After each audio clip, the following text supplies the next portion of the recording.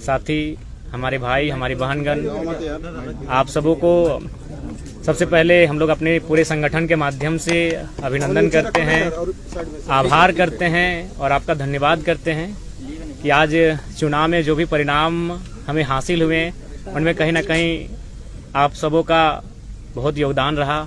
आप सबों ने हम जैसे नौयुवाओं को अपने चैनल में स्थान दिया, हमारे विचारों को गांव-गांव तक लेकर जाने का प्रयास किया।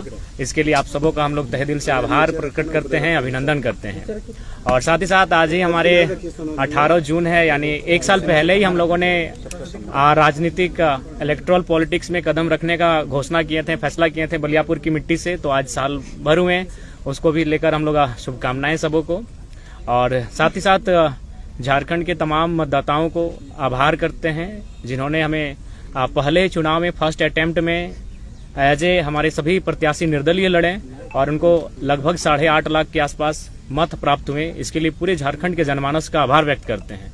और साथ ही साथ हम गिरिडीह से उन तमाम पोस्टल बैलेट के माध्यम से मत देने वाले तमाम मतगणना कर्मियों का आभार प्रकट करते हैं, क्योंकि वहाँ मैक्सिमम जो होते हैं वो मैक्सिमम ही सबके सब एजुकेटेड लोग होते हैं, सब सरकारी नौकरी, अर्ध सरकारी नौकरी को करने वाले लोग होते हैं। और उन्होंने सबसे ज्यादा मत मेरे पक्ष में किया है, लगभग 5000 मत मुझे मिले 10,000 में। तो तमाम मतगणना कर्मी जिन्होंने मतदान किया है उनका एक बार पुनः विशेष आभार।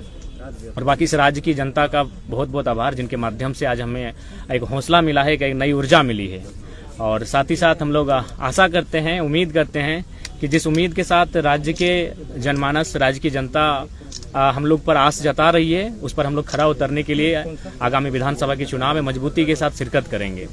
और साथ ही साथ केंद्र में जो नई सरकार बनकर आई है उनको हम बधाई देंगे, उनको शुभकामनाएं देंगे और उनसे अपेक्षा रखेंगे कि सबसे पहले जो नीट का मामला सामने आया है, जिसको लेकर काफी चर्चाएं हो रही है, पूरे देश में माहौल गर्म है, इस नीट में जो समस्याएं आई इनका समाधान किया जाए। क्योंकि आज लाखों करोड़ों युवाओं का भविष्य इन परीक्षाओं में तय होता है, इन परीक्षाओं के माध्यम से अपने भविष्य को तय करते हैं। तो जो नई सरकार देश में बनकर आई है उनसे मेरी अपील होगी झारखंड के तमाम मीडिया हाउस के माध्यम से कि इस समस्या का निदान हो। और साथ ही साथ जो भी हमारे प्रत्याशी जीत कर आए हैं, मैं उनसे इस बात की अपील करूंगा कि वो पूर्वाग्रह की राजनीति ना करेंगे, वो किसी बूथ को गिनकर किसी के सहयोग करने की राजनीति ना करेंगे। मैं उनसे ऐसी अपेक्षाएं रखता हूं और इन्हीं शुभकामनाओं के साथ मैं झारखंड के आने वाले विधानसभा चुनाव के लिए तमाम राज्यवासियों को संदेश देना चाहता हूं कि इस बार ऐसे युवाओं का चयन करें जो राज्य के हित के साथ लड़ाई जो चली आ रही है उसको विराम लगाते हुए एक बेहतर नीति बनाई जा सके। आपकी सवाल। तो आप लोग विधानसभा में क्या रणनीति है आप लोगों का चुनाव लड़ने का? देखिए, विधानसभा के चुनाव हम लोग प्रयास करेंगे कि बहुमत की सीटों पे लड़े। यानी मान के चले हम लोग 8 लोकसभा की सीटों पे चुनाव लड़े थे, तो 8 × 6 = 48, शायद चतरा और हजारीबाग में 5-5, यानी 46 सीटें तो हमारे अंडर आ ही रही हैं। तो उन 46 सीटों पे तो लड़ना ही है। उसके बाद हम लोग जमशेदपुर में प्रत्याशी नहीं दिए थे, खूंटी पे नहीं दिए थे, गोड्डा में नहीं दिए थे। तो हमें लगता है इन 3 लोकसभा में हम लोग जाएंगे, वहाँ हमारे वोटर्स हैं, वहाँ हमारे कार्यकर्ता हैं। तो हमें लगता है कि 55 के आसपास विधानसभा सीटों पर हम लोग चुनाव लड़ते हुए दिखेंगे। तो क्या आप लोग निर्दलीय लड़ेंगे कि कुछ? नहीं, देखिए, दिल्ली इसी क्रम में गए थे। दिल्ली जाने का कार्य डेमोक्रेसी का स्कूल में भी शामिल होना था और चुनाव संबंधित इलेक्शन कमीशन से जानकारियों को भी लेना था। तो हमें लगता है 15 से 25 दिनों के दरमियान हमारे पार्टी का सिंबल भी अलॉटमेंट होने की संभावना बन जाएगी और पार्टी को रजिस्ट्रेशन नंबर भी अलॉटमेंट हो जाएगा। तो पहले इंडियन स्कूल ऑफ डेमोक्रेसी, उसके बाद JNU। जी। इस तरह के व्याख्यान का क्या अर्थ है कि जयराम राष्ट्रीय परिदृश्य में अपनी पहचान और शिनाख्त को बनाना चाहते हैं? देखिए, मेरा उद्देश्य ये रहा कि जिन मंचों में मुझे अवसर मिला, मैंने वहाँ झारखंड की, मैंने तो आशा किया था कि संसद में झारखंड के विषयों को रखा जाएगा, लेकिन अगर संसद में जाने से हम लोग चूक गए तो कम से कम उन संस्थानों तक हमारे विषय जाने चाहिए जहाँ देश और राज्य के तमाम मुद्दों पर विचार और विमर्श किया जाता है। तो उसी उद्देश्य के साथ मैंने उन आमंत्रण को स्वीकार किया, चाहे इंडियन स्कूल ऑफ डेमोक्रेसी का मामला हो या फिर JNU का मामला हो। और साथ ही हम लोग वहाँ एग्रीकल्चर यूनिवर्सिटी भी गए थे, वहाँ के भी तमाम रिसर्च स्कॉलर से मिले जहाँ झारखंड के भी युवा हैं। तो वहाँ जाने का उद्देश्य यही था कि हम झारखंड के विषयों को उनसे साझा कर सकें और उन विषयों पर निदान कैसे हो, आने वाले विधानसभा चुनाव में हमारी स्ट्रेटजी क्या हो, उन विषयों पर बात करने के लिए। विधानसभा चुनाव आप लड़ने जा रहे हैं, तो आपका मुद्दा फिर क्या होगा? देखिए, विधानसभा का चुनाव राज्य के मुद्दों पर आएंगे। राज्य का सबसे ज्वलंत मुद्दा अभी छात्रों की निराशा है और छात्रों की जो हताशा है वो हमारा एक महत्वपूर्ण मुद्दा रहेगा। हम लोग सरकार में आते हैं तो सबसे पहला हमारा प्राथमिकता जो रहेगा कि इस राज्य में नियमित परीक्षाएं होंगी और फ्री एंड फेयर एग्जाम लिए जाएंगे। अगर उसमें किसी प्रकार की गड़बड़ी होगी तो उसमें उच्च से उच्च पदाधिकारी क्यों ना है, उन्हें बिल्कुल बर्खास्त किया जाएगा। उनके साथ किसी प्रकार की कोताही नहीं बरती जाएगी। जनाब, आप पहली बार लड़े चुनाव, 8 लाख से ज्यादा वोट आपके उम्मीदवारों को मिला है। आजसू पार्टी जो है वो अब एक तरह से अगले विधानसभा चुनाव तक का जो है रोड मैप उन्होंने जारी किया और उन्हीं इलाकों को वो फोकस कर रहे हैं जिन इलाकों में आपकी अच्छी खासी पैठ रही, वोट आपको मिला है। तो आप कैसे देखते हैं, आपके लिए क्या आजसू आज की तारीख में चुनौती है, या है तो फिर कैसे निपटेंगे उससे? देखिए, मेरे लिए कोई एक विशेष दल हमारी चुनौती नहीं है, क्योंकि मैंने वहां से वोट लाए जहां से आजसू के अलावा बाकी पार्टियां थे। जैसे मैंने बेरमो से 53,000 वोट गेन किया, वो कांग्रेस की सीट है, पारंपरिक सीट है कांग्रेस की। मैंने टुंडी से भी 60,000 वोट लाए, वो झारखंड मुक्ति मोर्चा की सीट है। मैंने डुमरी से 90,000 वोट लेकर आया हूँ, 90,000 मैंने, वो झारखंड मुक्ति मोर्चा की पारंपरिक सीट है। तो ऐसा नहीं है, किसी एक दल से हमारी लड़ाई नहीं है, हमारी लड़ाई एक विचारधारा की है। और ये जो फिलहाल जो पॉलिटिक्स कर रहे हैं उससे जनता कहीं ना कहीं कट रही है। हाँ, नो डाउट हमें समय लगेगा, लेकिन आने वाले दिनों में झारखंड की पॉलिटिक्स में हम लोग बेहतर स्थिति में होंगे और एक बेहतर क्षेत्रीय पार्टी के रूप में होंगे। अकेले लड़ेंगे आप? जी, फिलहाल हम लोग विधानसभा के चुनाव अकेले लड़ेंगे। जयराम जी, ये देखा गया चुनाव में कि केवल एक जाति विशेष का। दादा, अब हम आपसे करवत प्रार्थना करना चाहेंगे, आप सभी लोग इंटेलेक्चुअल लोग हैं, एकेडमिक लोग हैं, मीडिया हाउस के लोग, अब इस सवाल से हमें बचने दिया जाए, इस सवाल से हमें रहम किया जाए। 3.5 लाख एक जाति के वोट नहीं है। आप एक एक बूथ को सर्वे कर लीजिए, एक एक गांव, एक एक पंचायत का सर्वे कर लीजिए, 3.5 लाख वोट एक जाति के नहीं है। हाँ, ये सच्चाई है, जो भी बंदा जिसी समुदाय का रहता है उस समुदाय का वोट उसका बेस वोटर होता है। इससे कोई इनकार नहीं कर सकता, ना मैं इनकार कर रहा हूँ। लेकिन 3.5 लाख वोट किसी एक समुदाय के वोट नहीं है। सभी ने मुझे अपार जन समर्थन दिया है। लोकसभा चुनाव में आप रिजर्व सीट पे उम्मीदवार नहीं दिए। जयराम जी, आजसू का जो कैडर वोट है महतो बिरादरी का, वही कैडर वोट वहाँ पे आपको मिला। और जो जेएमएम का कैडर वोट है तो चाची के इलाके में जो महतो वोट है वहाँ आपको मिला। देखिए, एक जरीडी प्रखंड आता है, इलाके में ही आपको समर्थन मिला। नहीं, आप भूल कर रहे हैं। जरीडी प्रखंड आता है, जरीडी प्रखंड में एक ही महतो गांव है, वहां से मैंने 17,000 वोट गेन किया है। तो मुझे लगता है आप लोग थोड़ा सा भूल कर रहे हैं। आप लोग को और ग्राउंड में जाकर सर्वे करने की आवश्यकता है, क्योंकि आप लोग उन्हीं बातों को सुनते हैं जो मीडिया में बाकी दलों के नेता कहते हुए दिखते हैं। आप जनता के बीच जाइए और जनता के बीच जानने का प्रयास कीजिए कि आज हमारा रोल क्या है। आप चले जाइए बेहरा कुदर, वो एक राजपूत समाज का गांव है, वहां मुझे अच्छा वोट मिला। आप चले जाइए चौबेडी, वो ब्राह्मण का गांव है, मुझे वहां से अच्छा वोट मिला। तो मैं किन किन समुदाय को गिनाऊं, बताइए? हर एक समुदाय ने मुझे अच्छा मत दिया है। तो इसीलिए कृपया अब कम से कम 2 साल बाद मैं आपसे आग्रह करता हूं कि इस विषय को विराम दीजिए एक जाति का लेकर। आज हम लोग जिन विषयों पे बात कर रहे हैं, ये विषय तो देश स्तर के विषय हैं, ये विषय राज्य स्तर के हैं, और वो नेता हमारे वहाँ चुप रहते हैं। तो मैं जिन विषयों पर लड़ाई लड़ रहा हूँ, जिन विषयों पर मैं रिजल्ट हासिल कर रहा हूँ, ये पूरे राज्य के विषय हैं।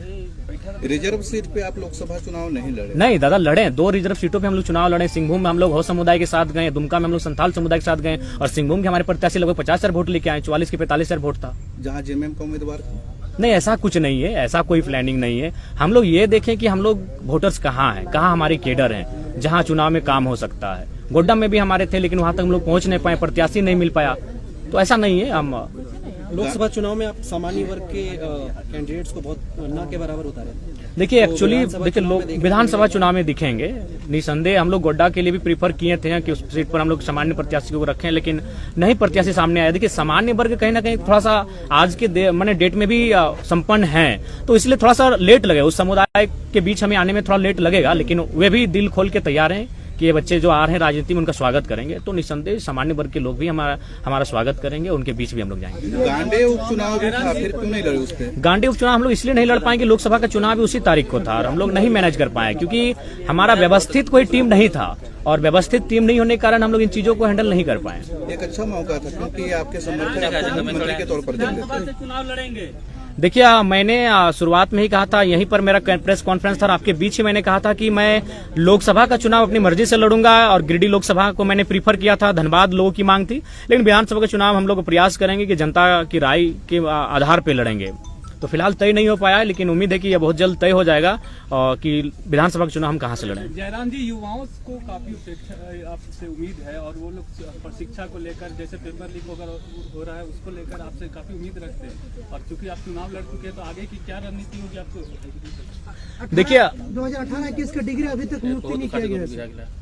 देखिए, उन सब विषयों पे हम लोग लगातार मुखर होकर बोले हैं। आज हमारे बीच हमारे बड़े भाई देवेंद्र जी बैठे हैं। चुनाव के दौरान इनको लगभग 15 दिन जेल के भीतर रहना पड़ा, तो कारण वही था पेपर लीक का मामला। तो देखिए, जहां तक हम लोग का सामर्थ्य है, जिन विषयों पर हम लोग हमने देखिए, लड़ाई दो तरीके से लड़ी जाती है, या तो सदन के भीतर या तो सड़क में धरने के माध्यम से। तो हम लोग अगर सदन में नहीं तो सड़क से तो लड़ाई लड़ी रहे हैं, सड़क से तो लगातार अपनी आवाज को बुलंद कर रहे हैं। हमारा जो सामर्थ्य है उन चीजों पर हम लोग कभी पीछे नहीं हटे। हम लोग कभी भी आवाज उठाने से, यहाँ तक आज मेरे ऊपर भी 13 FIR है, एक भी व्यक्तिगत FIR नहीं है। FIR क्यों मिला है? न किसी कंपनी में धरना देने के लिए, किसी को मुआवजा दिलाने के लिए, किसी को नियोजन दिलाने के लिए।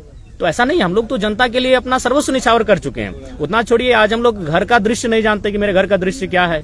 घर में न जाने कितनी प्रकार की घटनाएं घटी, लेकिन हम लोग घर तक नहीं जा पाए, घर तक कदम नहीं रख पाए। हम लोगों ने सब कुछ अपना झारखंड को ही परिवार माना है, झारखंड को ही अपना घर माना है, और पूरे झारखंड वासियों के लिए हमने अपना सर्वस्व निछावर करने का प्रयास किया है। जयराम जी लगातार बोलते हैं कि पैसा वाला हम लोग नहीं है, तो आप लोग कैंडिडेट्स का नाम घोषणा कब कर रहे हैं? चूंकि जो विधानसभा चुनाव है उसमें समय देखिए, सबसे पहले बात मैं आप सबों से भी एक बार आग्रह करूंगा, चूंकि आप लोग का प्यार मिला, इसके लिए हम लोग हकदार भी थे। क्योंकि झारखंड के माध्यम से हम लोग देश की पॉलिटिक्स को भी एक अच्छा संदेश दिए कि हम लोग बिना पैसे की पॉलिटिक्स किए, तो एक बहुत सुंदर संदेश गया है। आसान नहीं है कि आप बिना पैसे से 8 लाख वोट गेन करते हैं। ये फिलहाल आज के दौर में 21वीं सदी में जिस प्रकार आज देश का माहौल है, उस माहौल में आप 8 लाख वोट बिना पैसा खर्च करके गेन करते हैं, तो ये कहीं ना कहीं बहुत बड़ा संदेश है, एक सकारात्मक संदेश है भारत के लोकतंत्र के लिए। और उस हिसाब से मैं सभी का धन्यवाद देना चाहूंगा। और बिल्कुल हम लोगों ने कहीं भी मैं अगर अपने गिरिडीह लोकसभा की बात करूं तो 2200-2300 के आसपास बूथ हैं, उनमें हमको लगता है 1200 से 1300 के बीच ही हमारे एजेंट बैठ पाए थे। 1000 बूथों पे हमारे एजेंट भी नहीं बैठ पाए थे, लेकिन वहां से हमें अच्छा वोट मिला है। तो एक तो बेहतर संकेत हम लोग दिए हैं। बीजेपी की ओर से डॉक्टर हेमंत बिस्वा दादा इधर पूरा देश देखिए 2 खेमे में बटा हुआ था, या एनडीए के साथ या इंडिया के साथ। आपको लगता है कि इन 2 खेमों को इग्नोर करके एक बीच का रास्ता निकाल करके आप कहां तक पहुंच पाएंगे?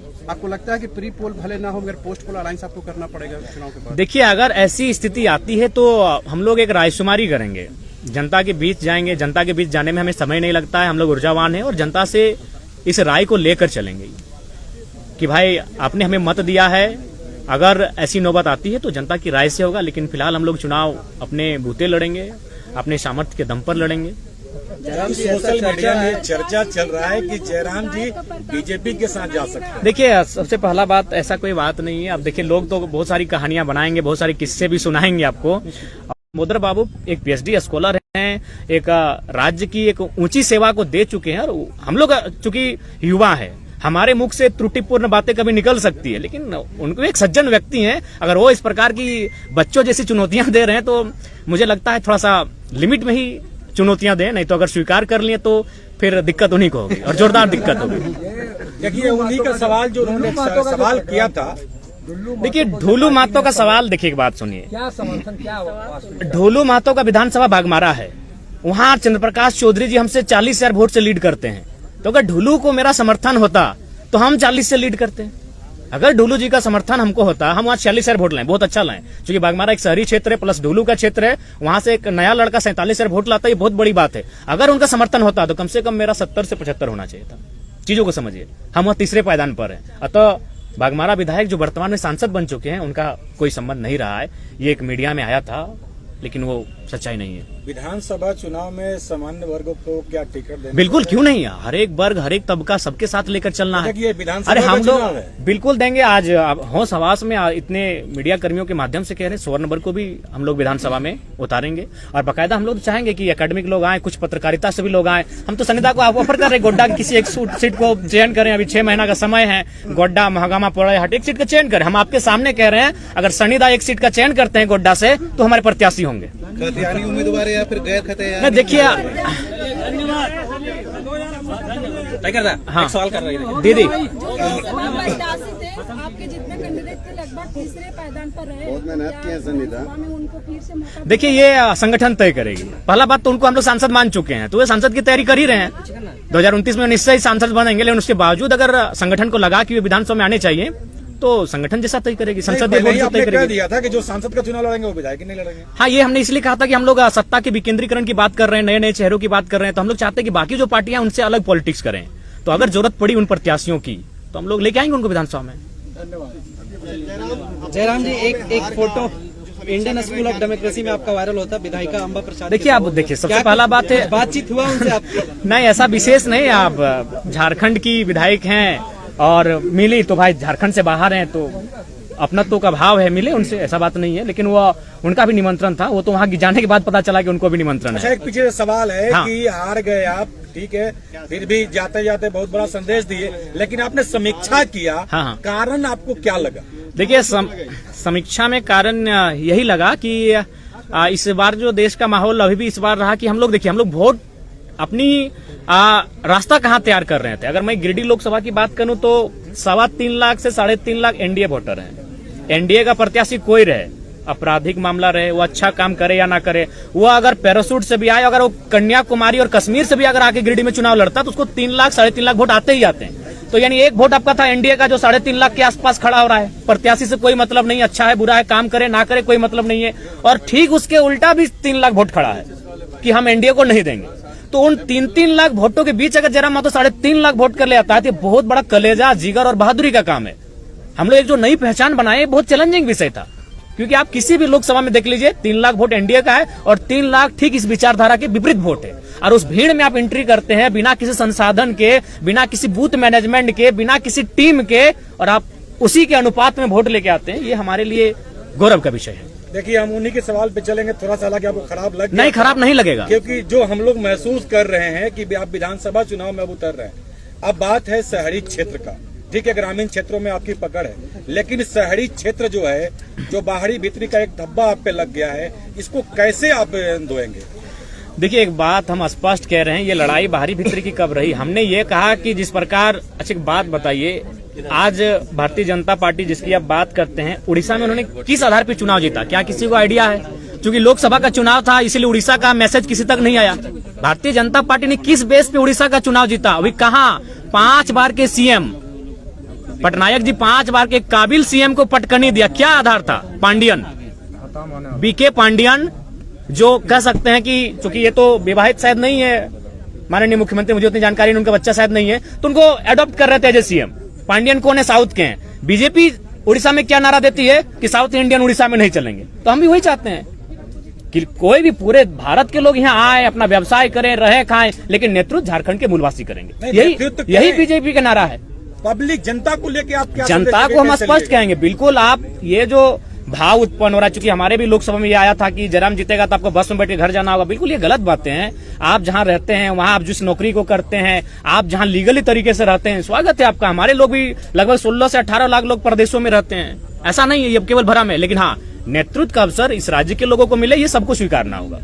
टाइगर, एक सवाल है, गोमिया विधायक लंबोदर महतो बोल रहे हैं कि आप झारखंड मुक्ति मोर्चा के इशारे पे काम करते हैं। अच्छा, तो झारखंड मुक्ति मोर्चा के इशारे पे काम करते हैं तो डुमरी में हमको 90,000 वोट कैसे आता?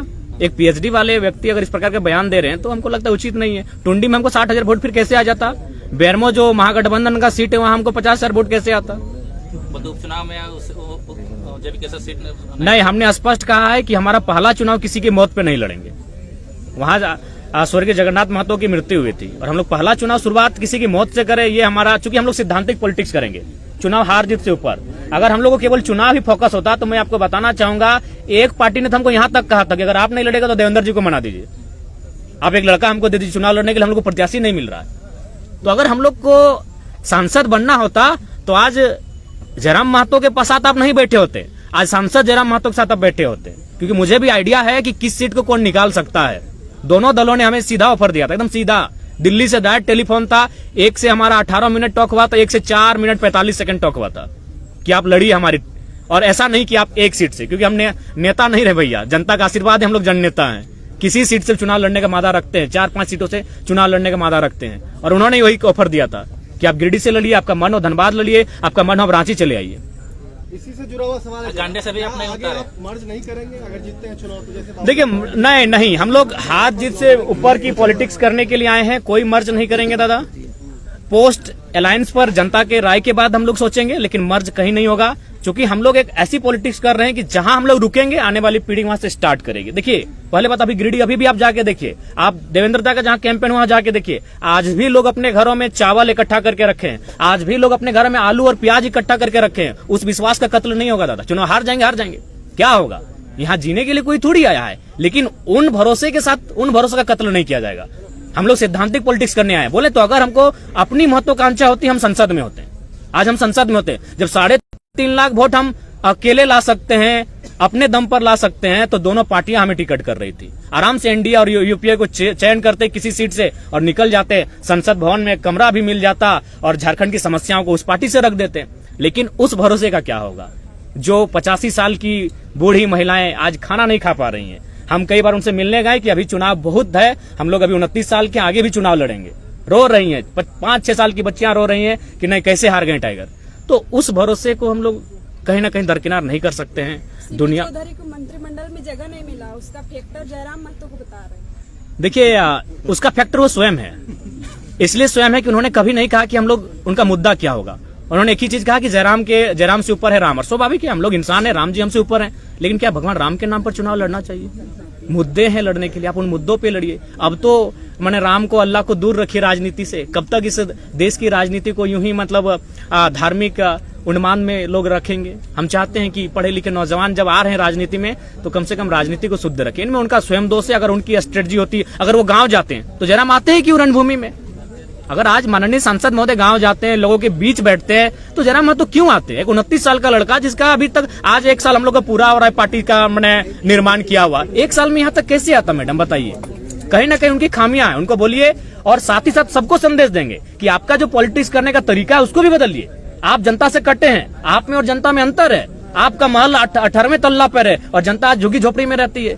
आप जनता से कटे हुए लोग हैं, आप जनता के लिए काम नहीं कर रहे हैं, जो भी कर रहे हैं अपने परिवार को भरने काम कर रहे हैं। और महोदय सांसद से कहिएगा कि आप तो रामगढ़ के हैं, आप सुन रहे हैं लइयों में जमीन खरीद ली है। सॉरी, वीडियो देखा, उसमें बोल रहे थे कि ये उम्मीद नहीं था कि 3.5 लाख वोट लेकर आएंगे जयराम महतो। हम राहुल गांधी जी से बात करेंगे और उनको कांग्रेस में लेकर आएंगे और तमाम तरह की बातें जो आपको लेकर कहते हैं, इस पे क्या कहना चाहिएगा? देखिए हमको तो डाउट है कि उनका राहुल गांधी से बात होता भी है कि नहीं। तो सबसे पहले देखिए, ठीक है, सुनने में आ रहा है कि इरफान दा मंत्रिमंडल संभालने जा रहे हैं, तो पहले उनको बधाई देते हैं और उनको कहेंगे कि थोड़ा सा अब ये जो कॉमेडी वाला बात करते हैं ना, देखिए इरफान दा नो डाउट उनको लोग इसीलिए फॉलो करके रखे हैं कि दिन भर का तनाव को मुक्त करें उनको सुन के। तो उनको बोलेंगे थोड़ा आप सीरियस पर्सन बनिए।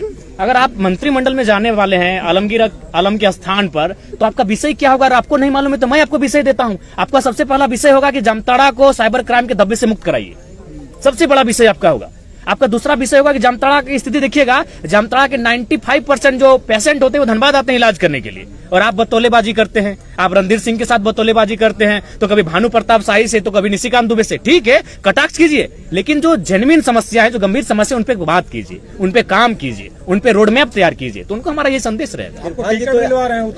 अरे ठीक है, पहले आपका उनका सीट संकट में है, वो हमारे साथ आए। जयराम दा, इरफान दा तो यहाँ तक, इरफान अंसारी जी तो यहाँ तक बोल दिए कि आपकी दूसरी शादी हो गई है कहीं पे चुपके से। देखिए आप वो बोले थे मेरे वीडियो में, इसलिए मैंने आपसे पूछ दिया। नहीं, ऐसा है, ये सब निराधार बातें हैं। शादी करके आपको लगता है कि कोई मतलब छुप के रह सकता है? ये आसान बात नहीं है। ऊपर से हम लोग को 1 साल पॉलिटिक्स हुआ है भैया। इससे पहले मेरा पास्ट है, आपको मैं बताना चाहूंगा। एक प्रत्याशी जो संसद के चुनाव में लड़ रहे थे, उनकी एक टीम गई स्पेशल मेरे तोपचाची प्रखंड में, और तोपचाची प्रखंड से लगभग 150 नौजवान जिनकी उम्र थी 25 से 30 साल, उनको इकट्ठा किया, जो मेरे साथ खेलते कूदते थे, और उनसे यही सवाल किया कि यार कोई अफेयर का मैटर बताओ ना।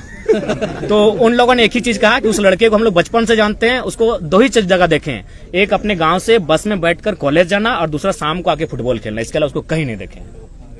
तो ये चीजें भ्रामक हैं, ऐसा कोई विषय नहीं है। और होगा तो छुप के क्यों करना यार, बताइए ना समर भैया।